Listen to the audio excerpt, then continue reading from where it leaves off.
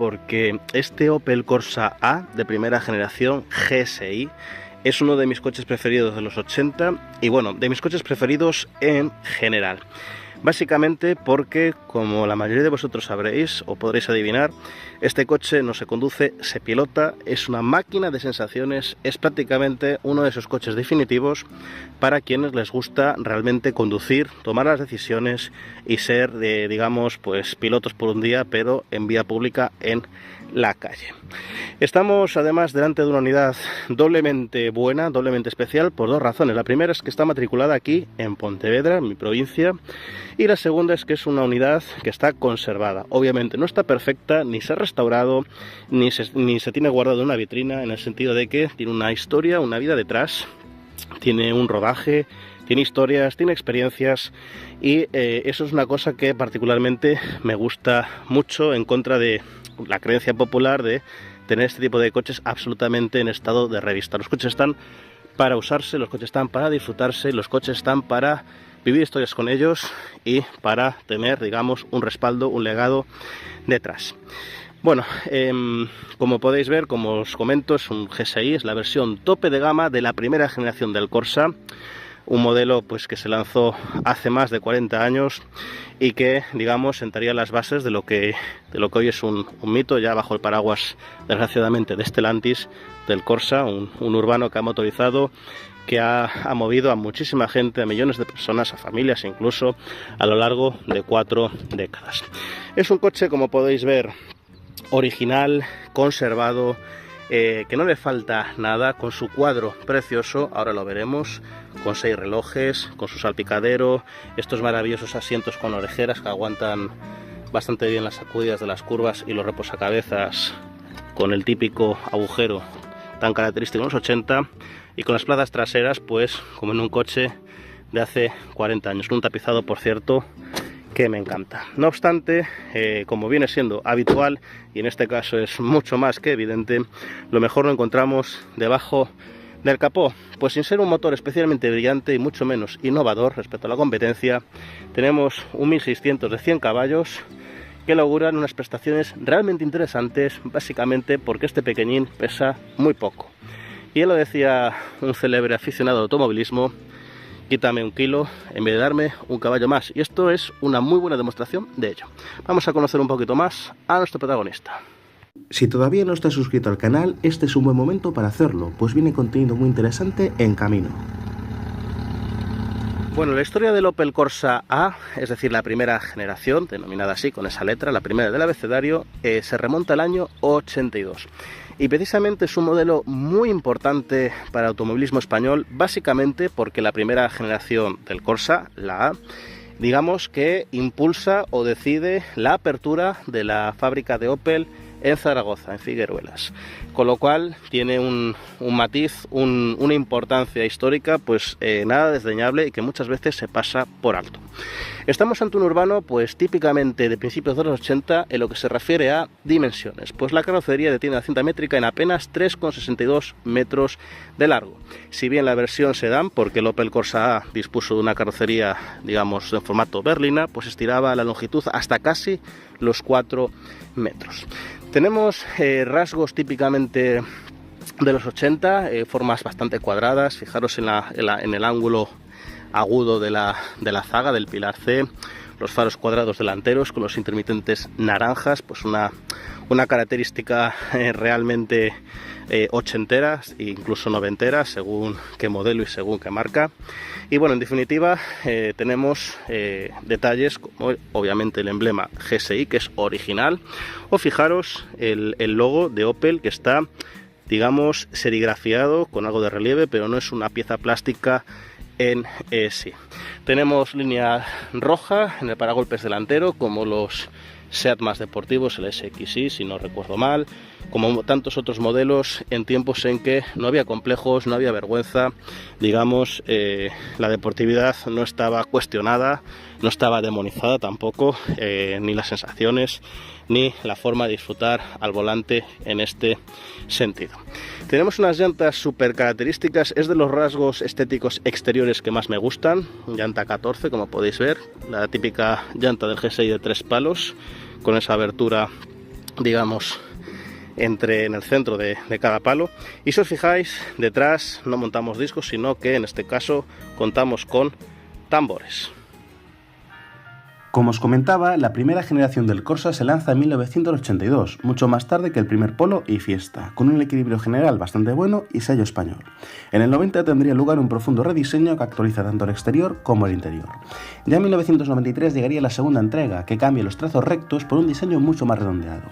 Comenzando el nuevo milenio se presenta el Corsa C, donde los motores diésel viven, como ocurrió con sus rivales, un auténtico momento de esplendor. Con la cuarta generación desaparece la sigla GSI por la de OPC para designar a la variante de gasolina más potente, con hasta 210 caballos. Por su parte, el Corsa E recupera el apellido GSI para una variante con motor 1.4 turbo de 150 caballos, pero el OPC seguiría coronando la gama, en este caso con 207. La quinta generación sería la última desarrollada bajo el paraguas de General Motors, pues en 2017 el grupo PSA compra la marca alemana, hoy integrada en Stellantis, donde gran parte de su personalidad se ha diluido para ser básicamente un Peugeot 208 pero con otra carrocería. De Opel queda poco más que el logo, una verdadera pena. No quiero dejar atrás al padre de todos los GSI, el Cadett GSI 16 válvulas del que tenéis un par de vídeos en el canal, cuyo motor es probablemente el mejor 2 litros que jamás haya probado.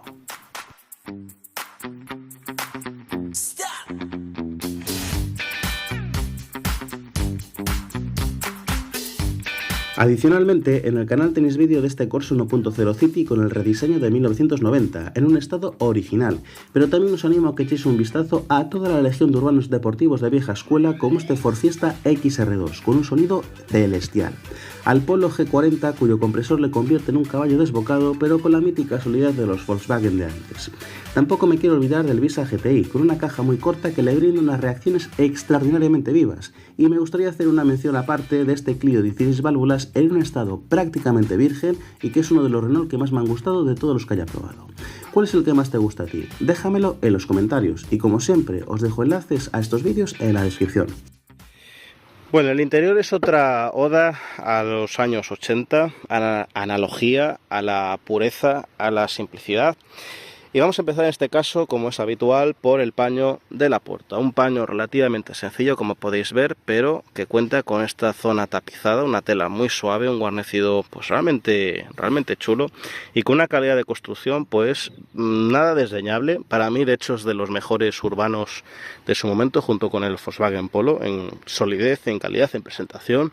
Llamémosle X también, sin renunciar a ese toque pues menos sobrio, más desenfadado que sí tenía el Polo, por ejemplo, al emplear esta colorimetría gris en lugar del tradicional negro alemán, porque no nos olvidemos de que Opel es alemana, pese a que hoy se encuentra bajo el paraguas francés y paraguas italiano del grupo Stellantis. Bueno, los asientos son una auténtica chulada, una tapicería realmente vistosa, con las orejeras, como hemos visto antes, este huequecito en reposacabezas tan típico, pero sin duda lo mejor de todo, permitidme que eche el asiento para atrás, para mí sin duda es el cuadro de instrumentos. Este coche, como os comentaba, se pilota. Este coche es un coche para ser técnico, para ser, digamos, realmente disciplinado, como lo queráis llamar, y por eso pues tenemos nada más y nada menos que 6 relojes. Un velocímetro tarado hasta 200 km/h, que no se queda muy lejos de esa marca, voltímetro, un manómetro de la presión del aceite, termómetro de refrigerante, gasolina y un cuentarevoluciones que tiene la zona roja en algo más de 6.000 vueltas. Muy claro, muy legible, una auténtica gozada. Tenemos un volante relativamente grande, mullido, con un grosor, pues la verdad, que me recuerda bastante a los de BMW y que digamos que le da muchísima personalidad. Es un volante exclusivo, al menos estando yo sé, y no hace más que aportar enteros a la experiencia, al placer de la conducción. Tenemos aquí simplemente botonería para las luces, antinieblas, aquí el aireador, una construcción bastante sólida, pero bastante desenfadada también. El hueco para la radio, que desgraciadamente no es la original. Recordad que este coche está conservado, no está restaurado. Aquí a la izquierda las palancas para la climatización, un reloj analógico y el famoso porta cassette, un elemento, un gadget imprescindible pues hace 40 años. La guantera, y este sería lo que yo estoy viendo desde mi postura de conducción. La verdad es que no hace falta nada más para disfrutar. Por otra parte, tenemos retrovisores manuales. Afortunadamente tenemos un retrovisor en el lado derecho, y aquí abajo, si os fijáis, pues tenemos un hueco, una bandeja, pues para dejar no poca cosa, bastante documentación, pues unas gafas, llaves, cartera, incluso algún abrigo enrolladito, pues ahí podría tener cabida. Vamos ahora a ver lo que hay debajo del capó de esta bestia.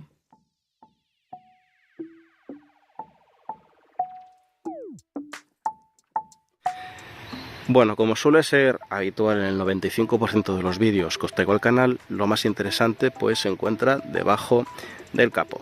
Es un motor relativamente sencillo y que sobre todo va a contracorriente respecto a la competencia, porque ya en los 80 el Renault Super 5 se apoyaba de un turbo, el Renault 5 Copa ya años atrás también se apoyaba de un turbo, o tenemos también turbo en el Fiat Uno, rivales directos del Corsa GSI. Aquí no existe ningún tipo de sobrealimentación, es un motor puramente atmosférico, por lo tanto, bueno, pues está entre comillas alejado de esa corriente, puesto que hace 35-40 años la forma más sencilla de proporcionar potencia fácil, digamos, era instalando un turbocompresor al lado del bloque, y hacía eso, pues aumentar la potencia un 30 o un 40% sin mayor esfuerzo y manteniendo los consumos. Pero meter un turbo a un coche de estos en los 80 implicaba dos cosas.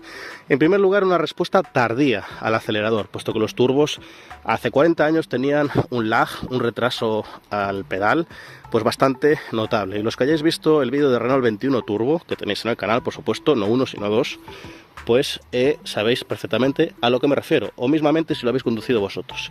Y en segundo lugar es, digamos, esa entrega de la potencia, que si bien ahora para mí es una auténtica ventaja porque le da muchísimo carácter, ese patadón, digamos, esa respuesta tan brusca, pues hace 40 años no se veía así, se veía como una especie de defecto. El coche sí corría mucho, pero era incontrolable por tiempos, era mucho menos dócil, era menos progresivo, menos elástico. Aquí tenemos un bloque de 4 cilindros en línea 1.6 litros que entrega solo, entre muchas comillas, 100 caballos. Alimentado por una inyección electrónica, ya la estáis viendo por aquí, hecha en Alemania, a cargo de Bosch. Ya tenemos aquí también la sigla EFI, Electronic Fuel Injection, que hace pues que este Corsa roce los 200 km/h, se quede en 195 aproximadamente y cubra el 0 a 100 en menos de 10 segundos. Pero esas cifras dan igual, porque como vamos a ver ahora de forma muy resumida, lo que importa en este coche son las sensaciones, la forma de entregar esa potencia, la forma de conducir, el paso por curva, esa livianez, esa, digamos, ligereza que se nota en cualquier inercia, en cualquier curva, en definitiva, a la hora de recorrer pues apenas una decena de metros. Como podéis ver también, obviamente es un motor transversal, tracción delantera. Tenemos el bloque situado por delante del eje delantero, una posición a priori desfavorable, pero como el peso del bloque es bastante reducido, porque es un motor, un propulsor pequeñito, pues bueno, tampoco es ni mucho menos una pega. Vamos ahora sí a ponernos tras los mandos. Con la ficha técnica delante no encontraremos ninguna característica especialmente innovadora, pues únicamente podríamos puntualizar la superación definitiva de la carburación por una inyección electrónica Bosch L3 Jetronic. Lamentablemente contamos con una culata de 2 válvulas por cilindro, aunque si contase con 16 pondría en bastantes aprietos a su hermano mayor, el Kadett GSI. Con todo, los 100 caballos y el escaso peso le permiten tener unas prestaciones más que correctas que en absoluto desmerecen unas sensaciones puras y emocionantes detrás del volante, con un motor que sube con mucha alegría de vueltas y donde la respuesta al pie derecho es instantánea, a diferencia de sus rivales con turbo. Todo ello gestionado por una caja de 5 velocidades y un conjunto de frenos con discos delante y tambores detrás, suficientes.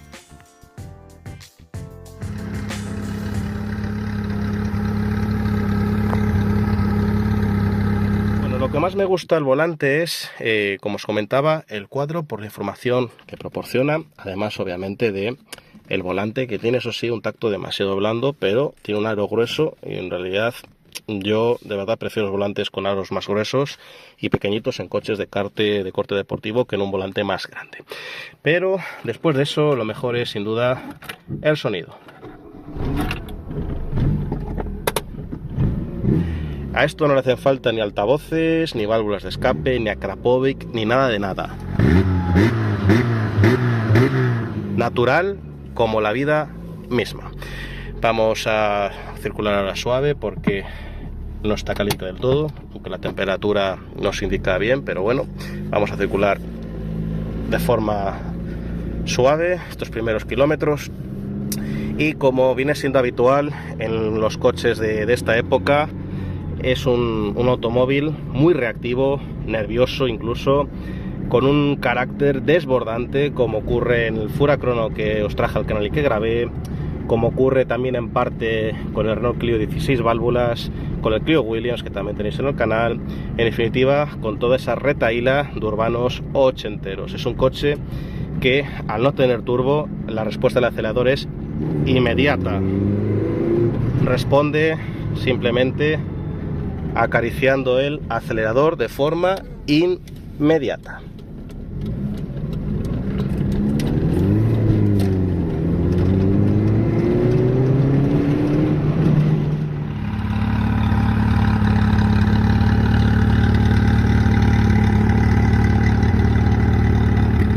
La verdad es que lo que nos estamos perdiendo con el tema de filtros de partículas, de downsizing, en definitiva del avance de la técnica a la hora de exprimir el sonido de un coche, porque este pequeño motorcillo 1600 de 100 caballos, sin ningún tipo de filtro, ni catalizador, ni nada de nada, suena como un superdeportivo de los de ahora, pero de forma natural.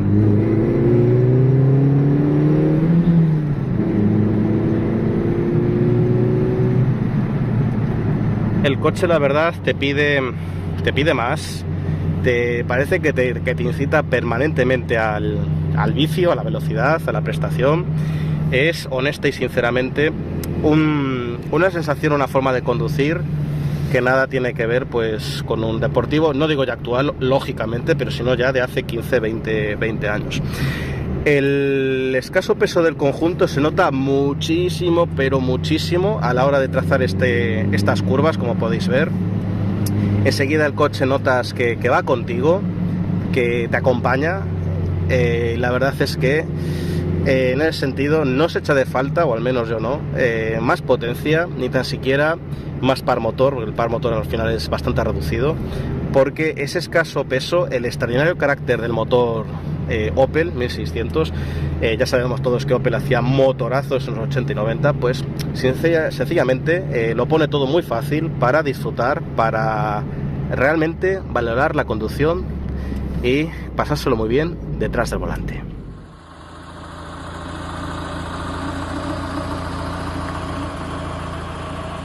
Bueno, en definitiva, este Opel Corsa GSI no me ha sorprendido lo más mínimo, porque sabía realmente lo que era capaz de ofrecerme un coche así en general y un Opel GSI de los 80, de los 90 en particular. Un coche realmente reactivo, como no podía ser pues de otra manera, con un motor excelente, típicamente Opel, muy vivo, que sube de vueltas con una facilidad pasmosa, con un chasis pues relativamente aceptable y con un sonido absolutamente maravilloso. Sin embargo, lo mejor, aparte del sonido, por supuesto, es una cosa que os he comentado ya varias veces, y es la exclusividad. ¿Cuántos Opel Corsa GSI como estos habéis visto por la carretera? Seguramente pues uno o directamente ninguno. Y la exclusividad, como os he comentado ya bastantes veces, es todo un grado. Es un auténtico tesoro, pues que cada vez es más valioso. Si este vídeo recibe apoyo, si este vídeo veo que os interesa, prometo traeros otro vídeo de este ejemplar en unas condiciones, digamos, distintas, más emocionantes, por así decirlo. Así que, ya sabéis, si os ha gustado este contenido, dejadle un me gusta, compartirlo entre familiares y amigos y en redes sociales, y no olvidéis suscribiros y activar las notificaciones para no perderos próximas entregas. Ahora me gustaría saber vuestra opinión, me gustaría conocer qué es lo que más os gusta, así a primera vista, de este Corsa GSI, qué es lo que menos. Y, como siempre, os leo en los comentarios. Hasta el próximo vídeo. Un saludo.